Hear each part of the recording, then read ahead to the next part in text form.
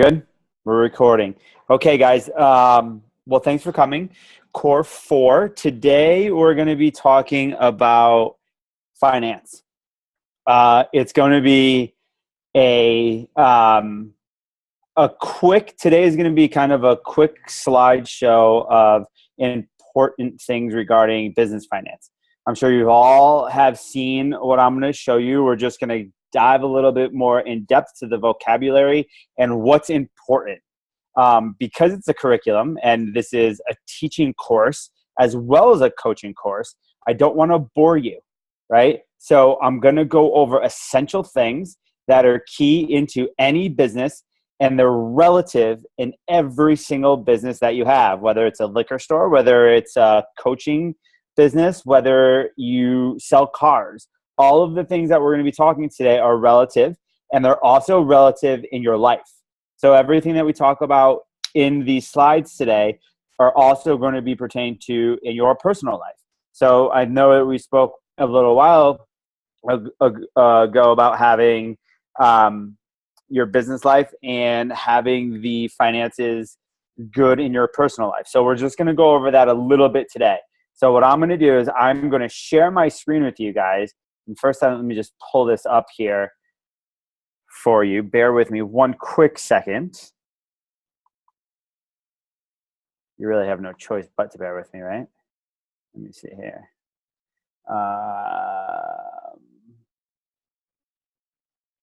Sorry, it's taking long. I'm just going to do this. Oh, can't do that yet because you guys aren't on the screen yet. Okay, here we go. I'm going to share the screen with you guys. Can you all see that? Give me a thumbs up, head nod. Yeah, okay, cool. So I'm going to very quickly. How about that? Can y'all see that? Sweet. Okay. So, hang on. Okay. Core4 financials. This is the foundation. This is just simply the foundation of the terminology, the lifeblood of the business too, right? So it's just the simple foundations. We're not going to go crazy in depth yet, right? So next week we'll go a little bit more in depth, and then the week after that we'll have a little bit more of a Q&A section. I'll have you guys do some stuff, but today is kind of a foundation of essentials that we need to know that I hope that you all are already doing. And if you're not, it's totally fine because you'll start today, right? We won't start tomorrow, we'll start today. So today is the start of Core4 financials. First slide that we talk about is burn rate. What is burn rate? Burn rate is your expenses. How much money are you actually going through each month? Where is your money going? We should all know exactly where our money is going. Meaning, if you spend $4 every single month at CVS, you should know that. That should be part of your financial income statement, which is part of what we call your burn rate. Is there enough money at the end of the month? Is there enough money at the end of the month? So many times we hear there's not enough money at the end of the month, right? We have too much month left and not enough money. And there's a reason behind that. I was listening to someone the other day. I was not talking to him. I was listening to someone the other day, and he is going on unemployment. And he said something along the lines to someone, I'm not going to have the money that I normally have. I don't know what to do now, right? And it was just a small amount of money, meaning that he's not going to be able to live the lifestyle that he's accustomed to. That's a burn rate, right? So we need to learn, and this answer to that question is so simple, right? You have to change your lifestyle. You can't buy 7 coffees at Starbucks every single day and spend $1 gazillion on that. But we only know that, guys, because we're keeping track of how our money is essentially burning. Are you burying your head in the sand because you don't know your numbers, and or you're going to look deep. I wrote that specifically because most of the time we don't know our burn rate because we know that we're probably spending too much money and we don't want to look at the numbers.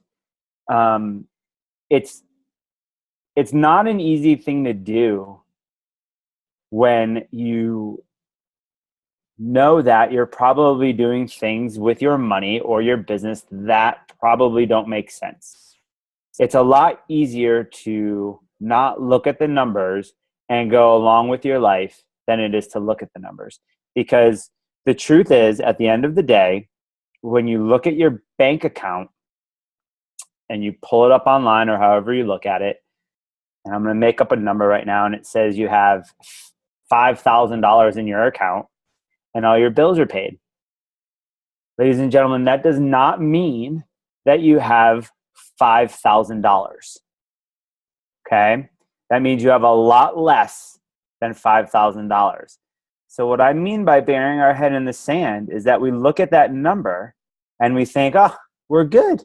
We're good. I tell Camelia all the time, we could buy another steak dinner this week. But the joke, I mean, that's a joke. The real life number is not found daily on the account statement. It's found in your what's called your P&L, which we'll go over, your profit and loss statement, and your income statement. It is too often times people think that they have more money than they actually have because they simply bury their head in the sand and don't actually dissect and dig deep into their numbers. I see it all of the time, unfortunately. I can't see all of you right now, but if you do have any questions, guys, please raise your hand as we go through this, or make some kind of gesture so I could see you. Go ahead, Forrest. You know what? Hang on one second. You're muted. Go ahead. Is burn rate the same as just your monthly expenses, or is there a different connotation with that? Yep. No. So burn rate is the technical term of your monthly expenses, right? But just think of it as how my money is being burned. Yeah. Right? Yeah. Where my money is actually going every single month. And I love it. Yeah. that is an essential part of lifestyle, right? Yeah. Because if we don't, if we take in $1,000 or take in $5,000, you pick the number, but your burn rate, if you don't know your burn rate, you have no idea what your profit is. You have no idea what you can actually spend money on, right? So that's why so many people go into debt. I just want to thank you for saying just because you have $1,000 or $5,000 in the bank doesn't mean you have $5,000. I want to thank you for saying that because that's something I needed to hear. Yeah, you're welcome. You're absolutely welcome. And so just the breakdown of the burn rate. I gave you just a quick rundown here. The burn rate is quoted in terms of cash spent per month. For example, a burn rate of $1 million would mean the company is spending $1 million per month. When the burn rate begins to exceed the forecast, right? So if you think you're making more money than you are, or revenue fails to meet expectations, usually, reoccurs in reducing the burn rate. So when that guy said, I don't have this job anymore, I don't know what to do, he didn't understand that he has to reduce his burn rate. Does that make sense to everybody? Give me a yeah. Yeah? Kind of? Cool. It's kind of basic stuff. It's common sense stuff that's not always so common, right? And people in business, very smart people in business, very, very smart people in business understand this, but don't always take it very seriously.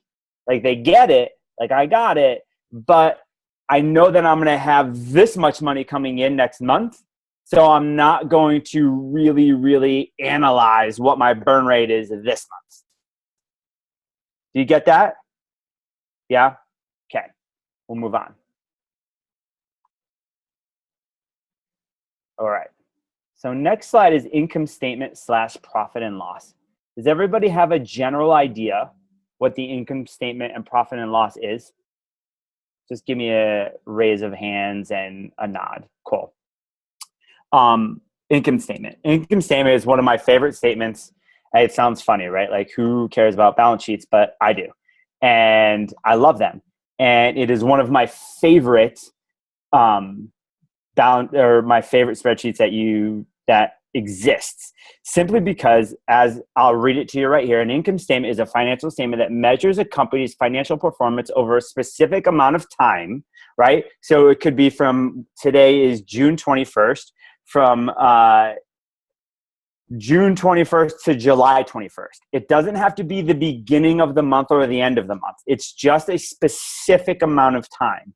Okay, and you can choose that specific amount of time. That's the beauty of the income statement, right? Because it doesn't have to be at the beginning of the month or the end of the month, so you can see exactly where you are financially at any point in time. So an income statement is a financial statement that measures a company's financial performance over a specific amount of time. Financial performance is assessed by giving a summary of how the business incurs its revenues and expenses through both operating and non-operating activities. It also shows the net profit or loss incurred over a specific accounting period, typically over a fiscal year or a quarter. Now, that is also very important, guys, because a lot of the time we think of profit as revenue. Revenue is not profit, right? When we bring in $1,000, we are not profiting $1,000, right? There's the burn rate and expenses that go with that are inside our income statement, right? That then show us exactly what our profit is. So when you hear a lot of times, I made $50,000 this month or $125,000 this month. That's not always true, right? Because there's things called expenses and taxes and all of that great stuff that you have to pay. So the actual profit that comes in usually is not that high. 99.9999% of the time, it's not what the revenue is generated. Does that make sense? Income statement is the same statement as profit and loss. You should be running a profit and loss statement for your home and for your business always. The easiest way to do that for home and for business, if you don't have a bookkeeper at your business, is to go through your bank statement for the previous month, take a highlighter, and actually on a spreadsheet, line item every single expense on that statement. Like I said earlier, even if you spend $4 at CVS, put that in there, right? Because it accumulates over time, so that then you know exactly how much money you're spending on every single thing. Right? It's so important. Once you guys understand and know how money operates and how your financial IQ will skyrocket through the roof, but once you understand how time money operates, you'll be able to do so much more with your time and with your money, right? Because there's so much more that goes into it than just dollars in, dollars out. Just like for all you fitness guys on this call, there's so much more that goes into weight loss than just a calorie in and a calorie out, right? Because I could eat the same amount of calories of carrots and the same amount of calories of donuts, but they're different, right? Same thing with time and money. Does that make sense? Did I mess you up a little bit, or does that make sense? Makes sense. Good. And let me turn to Jen. Jen, does that make sense? Cool. Awesome. Income statement. Income statement starts with your sales and or your revenues. How much money the company took in from its sales to your customer. Whatever that is. It could be your service. It could be a product. It could be any of that. But that is what's at the top of the income statement. That's your generated revenue that we talked about. Remember, that's not profit. That's generated revenue. Below your revenues is your cost of goods sold or cost of service sold for those who are selling services. It's the cost that it's what it is. It is the cost the company, what it costs the company to produce or purchase the goods that sold. So an example for Forrest and Anthony would be how much does it cost to pay a trainer? How much does it cost to pay a trainer to do a training session? That would be a cost of service sold, right? Because if it's $100 to do a training session and you pay your trainer $50, your cost of service sold is $50, right? So if there was no other expense outside of that revenue, besides the cost of service sold or goods sold, your profit would be $50. Does that make sense? I'm going to say, does that make sense a lot? Because some of this can be very confusing and I could talk a little quickly and I don't want to go over anybody's head with all this stuff. And on that income statement, after your cost of goods sold is your expenses. How much the company spent on advertising, website, administration, rent, salary, and everything else that's involved in operating a business. So burn rate, right? So expenses are every freaking thing that you spend your money on, everything. And then your net income, or hopefully not, your net loss, is the bottom line that tells you whether the company made a profit or is operating at a loss. When people say I'm in the red, that means that's not a good thing, right? That means they didn't make money. You're in the black, you're in the money. That means you're making some money, right? And obviously your bottom line or your net income, you want to be as high as you can possibly make it. And you make that as high as you possibly can by lowering your expenses or your burn rate. And there's tons of ways that Camelia and I will teach you in order to do that. And also lowering your cost of goods sold or COGS. Does that make sense? Income statements. Okay. Ooh. Okay. Profit is not difficult as long as you know your financial IQ. What I mean by that is we all could be profitable. We all can make a ton of money. And it's not, listen, when I say a ton of money, I'm just talking about that because we're talking about the financial part of a business right now. Obviously, it's not all about the money. But if you don't make money, guys, you're not going to be able to drive a car. You're not going to be able to eat food. Food does cost money. Your kids, like all that shit costs money. So you want to make money, right? But being profitable in your business is only hard if you make it hard. And you make it hard by being ignorant when it comes to money. So many times we have a story that revolves around money and people being jerks who make a lot of money and you have to step on toes in order to make a lot of money. You don't. None of that is true. I'm going to just cut that right there. Like, it's not true. That's a story and a perception that you all have learned because you've all been through mindset training courses. It's just not true. However, you cannot fly by the seat of your pants when it comes to business. You can't. Because if you fly by the seat of your pants, if you just wait for people to walk through the door, if you don't have a plan for your financial stability, then you will not have any financial stability.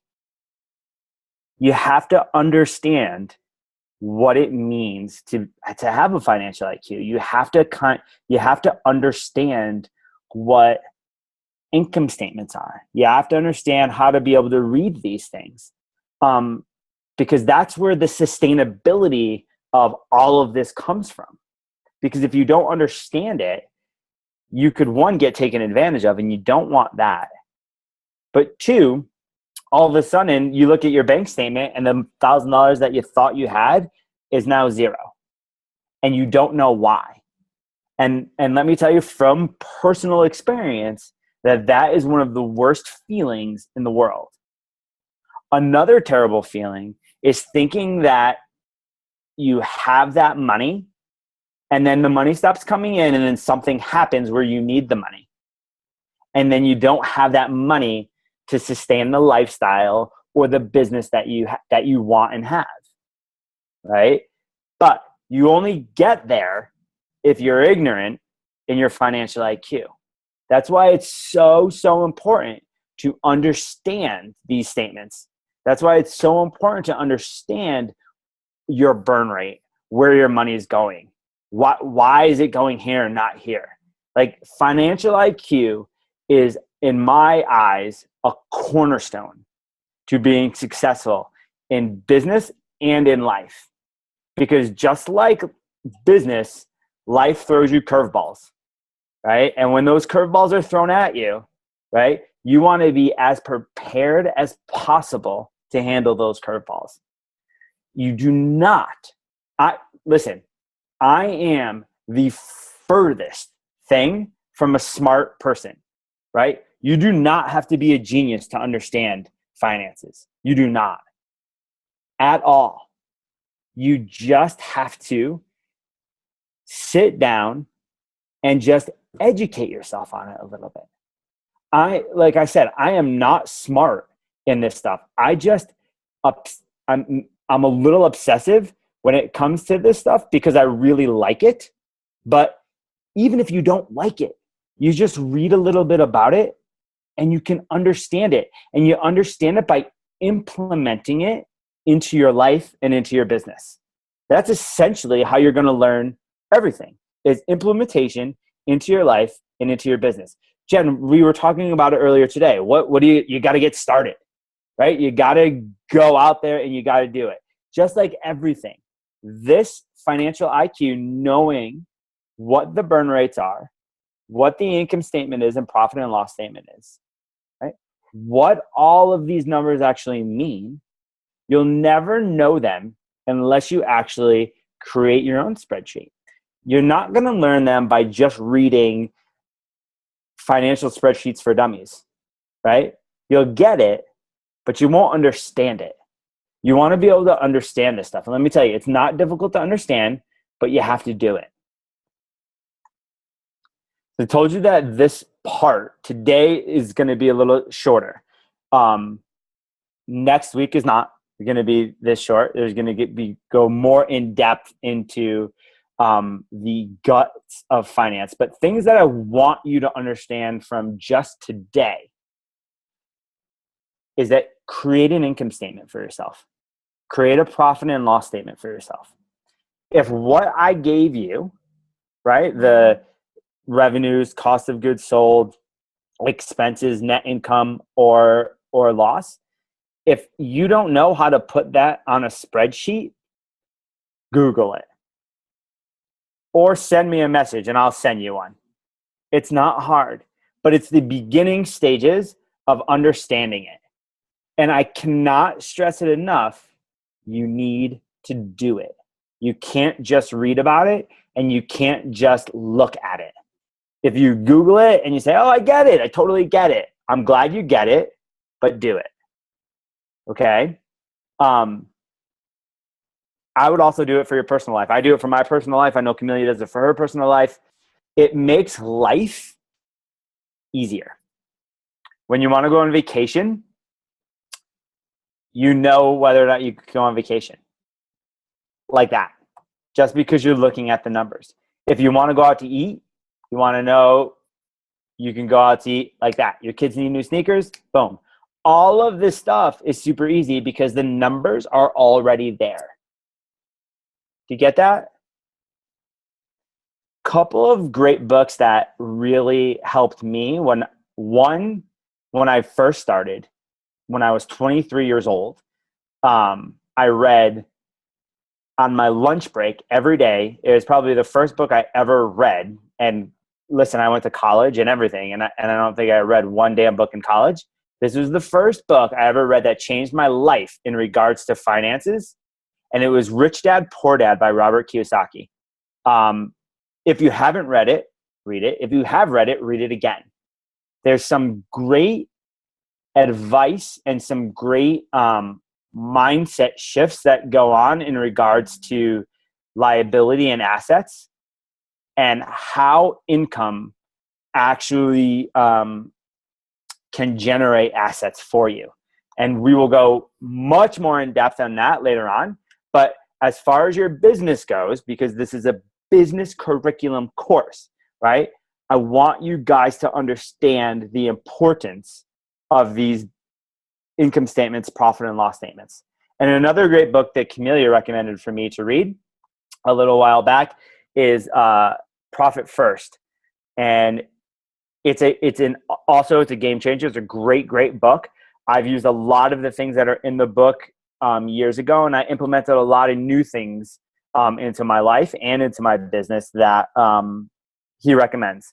So 2 good reads, but again, they're reads, like they're books. Someone else did the work in the book.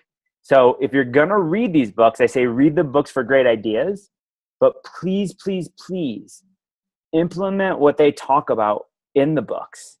Because again, the only way that you're going to grow is by implementation and taking action. So that is your homework for this week, please. And we'll talk about it next week, right? I want you guys to definitely create an income statement and a profit and loss for your business, even if you haven't started your business yet. For your business and for your personal life. And get these books if you don't have them already. Get them, because I think that they're great books. I think that they're very well written. I think they're easy to read. But again, implementing the concepts in the books are what's important. Okay, guys. So that's it for this part. I'd love to open up the rest of this time for Q&A. And so I'm going to stop the share of my screen. I'm going to exit here. And I'm going to stop the share. And there was a lot of information in that. And there wasn't a lot of information in it. So if you do have questions about the information that was in there, ask. Because there's a lot of vocabulary in there too that can kind of go over our heads. So if you have any questions, just raise your hand. I'm going to ask a question. Who tracks your income and expenses now, today? Well, good. So Emma, we need to make sure. Now, if you don't have what Gary was talking about, a spreadsheet to use, let us know, because we can absolutely put one. We actually have a shell of one we can get to you. Anthony, are you looking down because you don't want to answer the question? I didn't see whether do you track your revenue and expenses?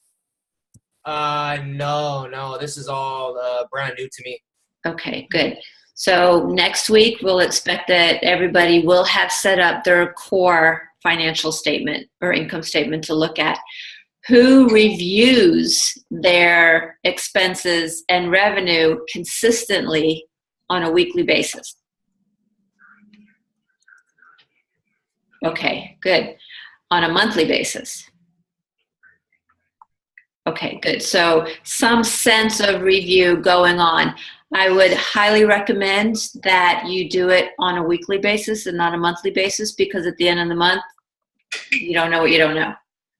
Yeah, but I do mine, but it's very minuscule and probably out of ignorance. I don't really know much, so I just need to educate myself more. So I'm thankful for this call. Good. want to make sure that your review isn't, as Gary mentioned earlier, looking in your bank account and seeing what the balance is and saying, oh, I've got $1,000, I'm good, right? That's not a review. A review is reviewing the revenue that came in versus the expenses that went out and checking to see what the delta is. Yeah. Does everybody understand the difference between gross and net? Gross being the total revenue. So you might have grossed $10,000 in a month, and that's the total sale, but that doesn't mean you netted, you profited that much money, right? Your net is what's left over after your expenses. And that's really important to understand too when we talk about the profit and loss and gross versus the net. All right, cool. And one other comment that I just want to make about knowing your numbers is that not only is your financial IQ so important to have, but you make much better business decisions when you know your numbers, right? And that is all of your numbers. You have to know the numbers in your business in order to make decisions based on what's really happening in your business and not what you think is happening in your business. Watch Shark Tank. If you don't know your numbers, you're dead. And that is so, I don't think one can not harp on that enough, but tell enough people that it's one thing to actually know your numbers, and it's another thing to think you know your numbers. I was talking to, I'll give you a personal example of mine today. I was talking to someone about an investment in a food company, and he was pitching me on investing in his food company. And he gave me a valuation of this ridiculous number. And I said, how did you come up with that valuation if your gross revenue is this and your what's called your EBITDA, which is your earnings after depreciation, and you don't need to know that right now, is this number? How are you evaluating your company at this? And he's like, and he couldn't really give me an answer, right? So he didn't really know his numbers. He thought he did. He thought, just like Camelia said, watch Shark Tank. When they say, I'm evaluating my company, I'll give you 25% of my company at, X amount of dollars, and that means it's valued at $300 million. They say, well, where are you getting that valuation from? How many sales have you done? How many? And they say, well, we think we're going to do this. They have no idea. They don't know. But the ones that do know, the ones that do understand what that actually means are the ones that get the deals. Because those are the guys and girls that are, and listen, you don't have to be a genius about it at all. You just have to know it. It's not like a pretend thing that we think in our heads that this is what it is. Someone once told me a long time ago, numbers just don't lie, and they really don't. They don't, unless you fluff them, but they don't lie. And it's a wonderful, wonderful feeling to know. It's a wonderful, wonderful feeling to know that you have X amount of dollars in the account. That this is where this amount of money is going. That everything's going to be okay. Mm-hmm. It's a stinky feeling to not know that, but to think that and it not be true.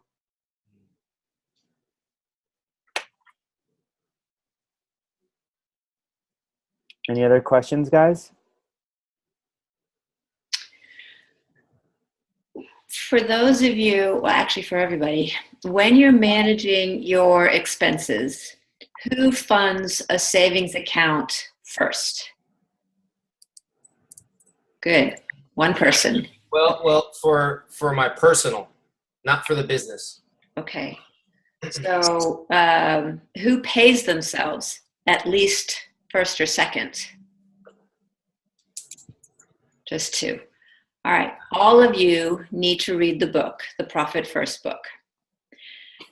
Remember one thing, and now we're getting into a little bit of money mindset. You are not a charity, right? You are running a business to support yourselves, to have financial freedom, time freedom, to have freedom basically.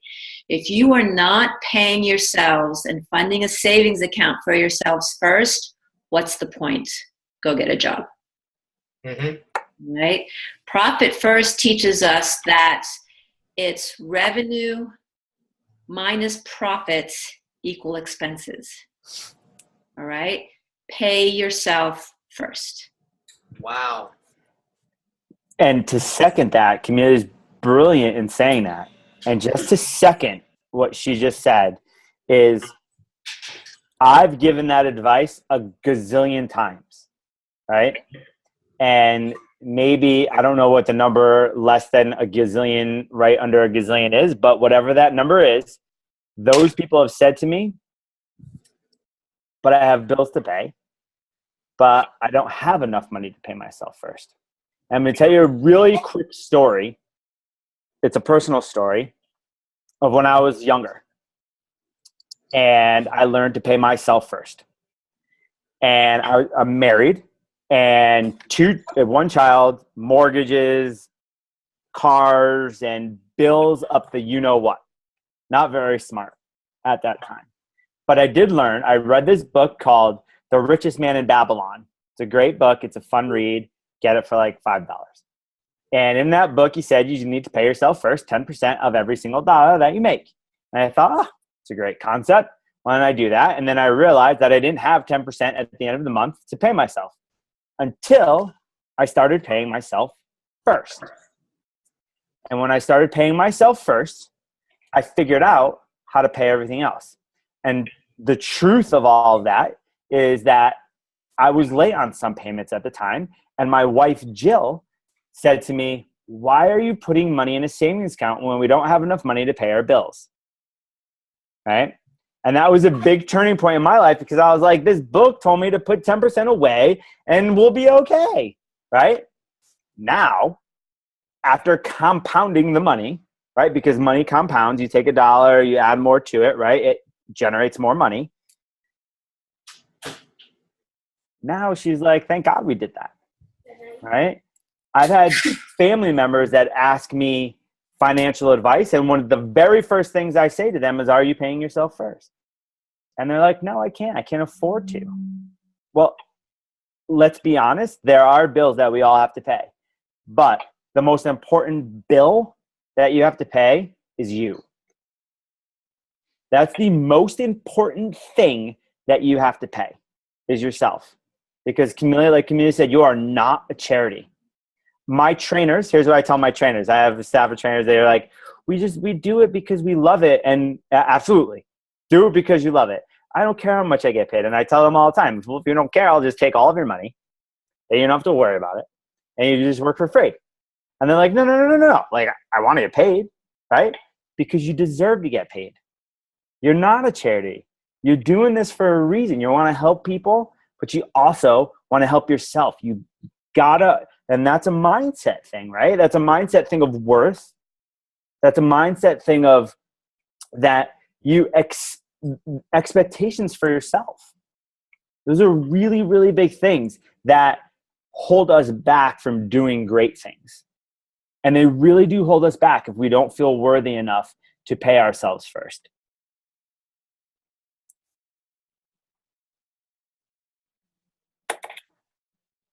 Mic drop.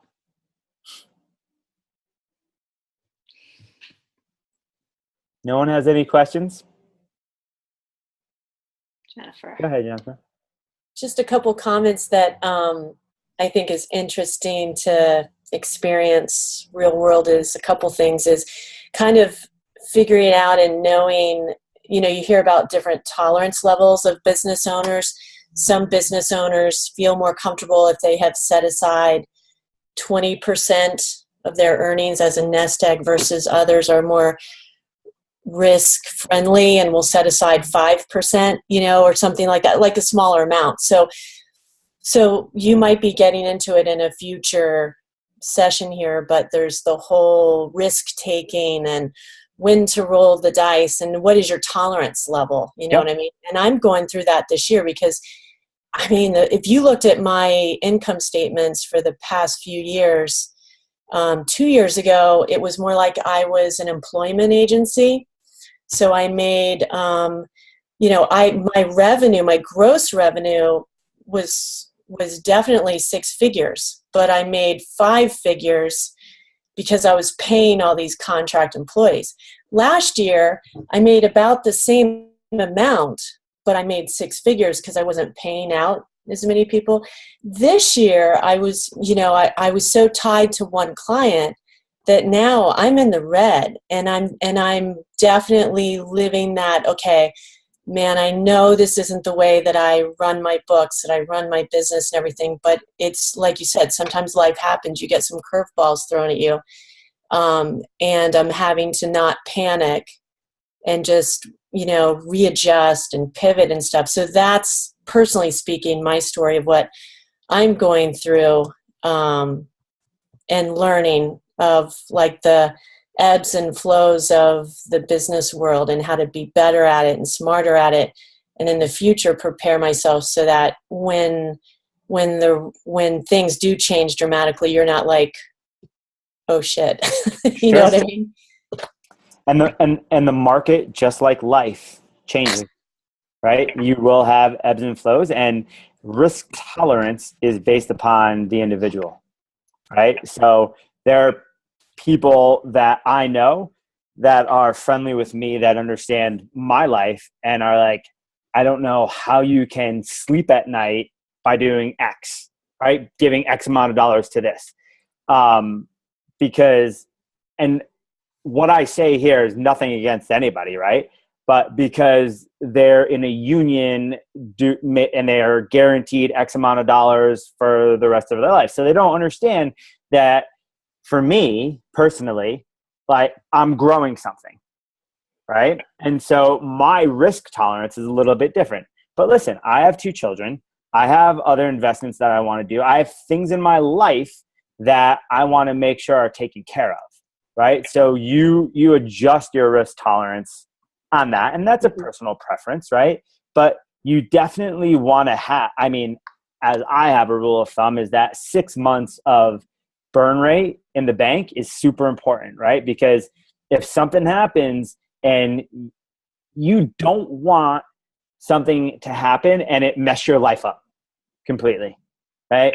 You want to be able to enjoy life, right? You want to be able to enjoy things. And sometimes you have to sacrifice a little, if sacrifice is the right word, wrong word, I don't know what the right word is, but sometimes you have to, I'm going to use the word sacrifice, even if it's the wrong word. Sometimes you have to sacrifice that dollar today in order for you to have the life that you want 6 months from now.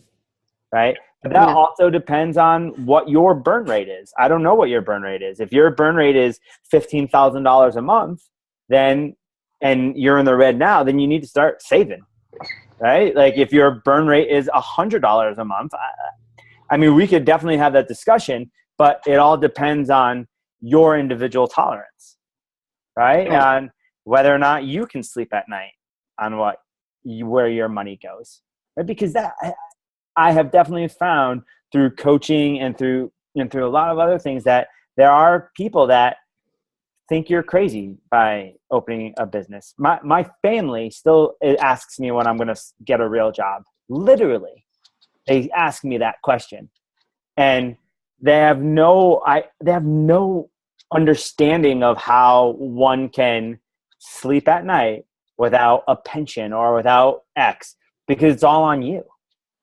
Right? And that's why the financial IQ is so important, because it depends on what you do with your money that makes your future. Right? Exactly. I hope that was like kind of risk tolerant answer a question, but 6 months is what I think you should have in the bank. The other thing too that my husband got me to set up for myself, because, like you said, when you're working for yourself, if you're a solopreneur or a very small company, you don't have a IRA or a 401k set up. So there's something called a SEP. And before we pay our tax. It also helps your taxes go down. Mm-hmm. And so I've been paying myself into that retirement fund. Yep. So that's that. And even if I've carved out like $100 into my savings before I pay expenses, it's just an automatic. I don't even have to do it. I just set it up. At least it's $100, you know? Absolutely. There are great tools for you to save on taxes throughout the year.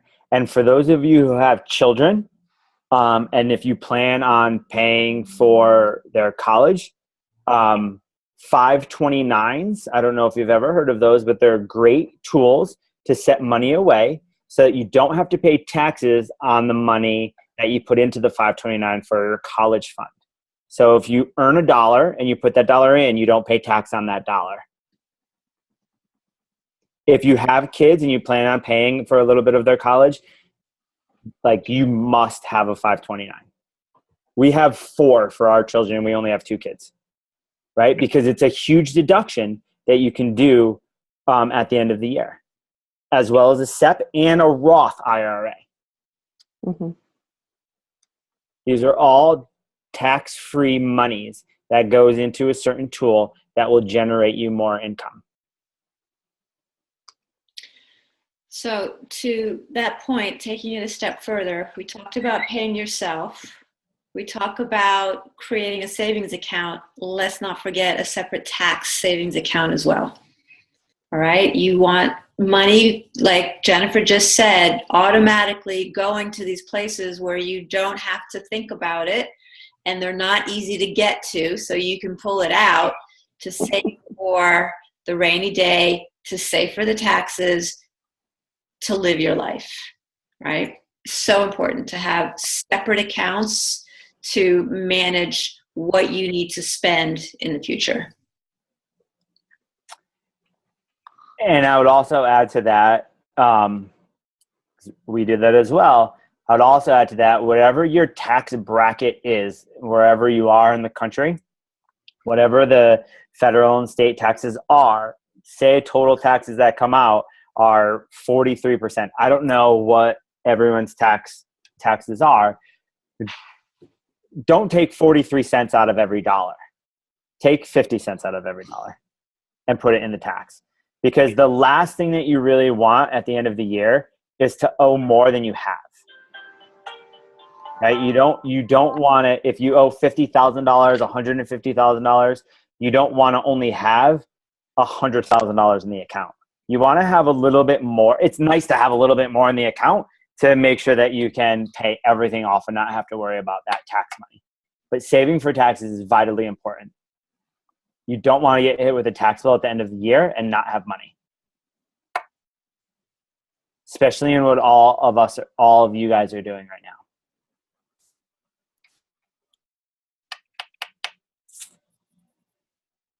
And the automatic transfer, like Camelia and Jen said, are very important. Even for if you have a vacation fund or any of that, having the automatic transfer so that you don't see the money is super important, right? Because you can live off of the money. You might not think you can, but you can.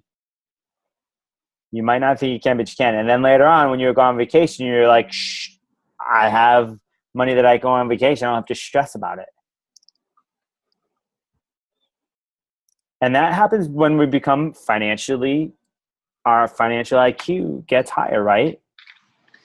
And sometimes, like, I'm looking at some of your faces on the call right now, and there may not be, I'm not being conclusive, some bound nature when it comes to finances and not understanding. When I say financial IQ, sometimes I see the drop of the eyes or the drop of the face a little bit, because it has such a bad freaking rap, right? Like, some people don't have a lot of money where they can't. When I say save, when Camelia says save the 10%, you're like, I don't have the 10% to save.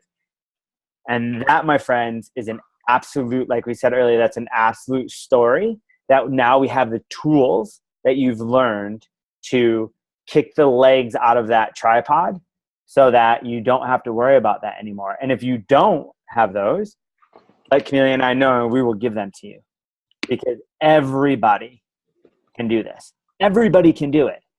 People just make that choice not to do it because they think that they cannot do it. That is a fact. That is not theory. That is an absolute fact. Go ahead, Brian. Oh, I'm sorry. Yeah. So much of money is based in story, and I can even think back to my childhood of seeing my dad with his back turned toward me, paying the bills, and just being all frustrated and stressed out, and my mom clipping the coupons and having the coupons all over the table, and so finances were always something that were like, there was always a scarcity mindset growing up. And then with me, I have this, maybe a story of inconsistency where like, I can generate money, but then it dives down. Then I'll stop with some kind of an effort and I'll focus on something else. And there's a up and down with it. So it seems like a lot of this is really peeling back the layers and just getting into our own headspace, because it's the little habits that we're doing each day, like the little expenses and the little decisions that we make that over the course of the month really bring that profit and loss into its fruition of what it is. I don't disagree with you. I'm just gonna in vocabulary and in mindsetness, I'm just going to say one thing that you said is that it's the little expenses every day, right? That may bring the money down, right? But that essentially is not true, right? Because it's not understanding that you're making those little expenses every day. You don't have to stop making those little expenses every day, right? It's just understanding where the money's going. That's the key, is understanding where the dollars are going. Because again, if you're generating X and you're spending Y, but like if you think, there used to be this book called something latte. I don't remember what it was called. And the whole point of the book was, do you guys remember that book at all? I don't know. Okay. It was under the premise that if you just stopped going to Starbucks and spending $5 every day on a coffee, you'd be rich, right? That's bullshit. It's not. I'm sorry. It's not true. What's true is that you have to know where the money goes, because it's not the Starbucks that's making you poor. It's all the other things that you have no idea what you're spending money on that's making you poor. Yes. Mm-hmm. And that's why, Forrest, tracking weekly versus monthly will help you, because if you don't know where the money is going and you wait till the end of the month and you realize, oh, it's gone, and you don't know where it went, then yeah, you're in big trouble. But if you're tracking and you're aware on the weekly basis and you know where it's going each week, then you can make adjustments along the way. Yeah, and then making those adjustments in terms of, we need to be marketing to this many people, to bring this many people in the door, to close this many sales, and then having that number in our head, knowing where we're going to cover all those expenses. Because our burn rate, is up there. It's up there, and and we're making more money than we ever have. Gross. But getting that profit, like you said, there's a big difference. So, yeah. So we just need to become more aware of where the money is going. Yeah. And make the adjustments. Yeah. And I like that you said, don't put your head in the sand, because that's what I think people tend to do, right? Is they try to, there's so many things that they're focused on their heads in the sand when it comes to their numbers. And so, thank you. Appreciate that. Ignorance is bliss when you think about money. Sometimes people just, they don't want to face it. Yeah, and my 12-year-old is listening in, and don't worry about swear words. I swear, she's fine with that. But she started her own business, pouring protein and collecting money. I wish I would have learned this when I was 12 years old. You know what I mean? I'm 39 now, so thank you guys. So you give that gift, right? You give that gift. I actually missed a slide while you were saying that, and I apologize. And I'm not going to bring it up because I know we only have 5 minutes left. But the slide's called "How Many Muffins?" And when I first started my training business, there was this gentleman who was a very smart businessman, and his thing was, how many muffins do you have to sell in order to keep the lights on, right? So that is what it is because in all of business and in all of life, because your life is business, right? So how many muffins do I need to sell in order to keep the lights on everywhere? You got to forecast that. You got to reverse engineer that. You got to do all of that stuff to understand how many muffins need to be sold, right? And don't be afraid of the number. Don't be afraid of it. Get that number, reverse engineer that number. Yeah. It's a beautiful So thing. I believe Forrest, Anthony, Emma, and Sandy, you might, I don't remember if you have this or not. Jennifer, I don't think you do, and I apologize. We'll get it to you. But when we first started Core4, we had our little introductory call, and I sent you 3 things: 2 checklists and your expense revenue worksheet, the budget worksheet. Does that sound familiar, Forrest? Yeah, we did that. Okay, so on that sheet, that's a perfect mechanism to understand what's coming in, how many muffins you got, and what's going out. So if you haven't completed that, complete that for the next call. It's all laid out. The math is all there. We can work off of that spreadsheet together. This is one of those things that is not a sexy thing to do, that you don't see a result right away from. However, when people talk about working hard and getting work done and doing all this stuff, they do the hard work that's easy. This work here, for some of us, is not sexy and not easy, but this is the one that counts.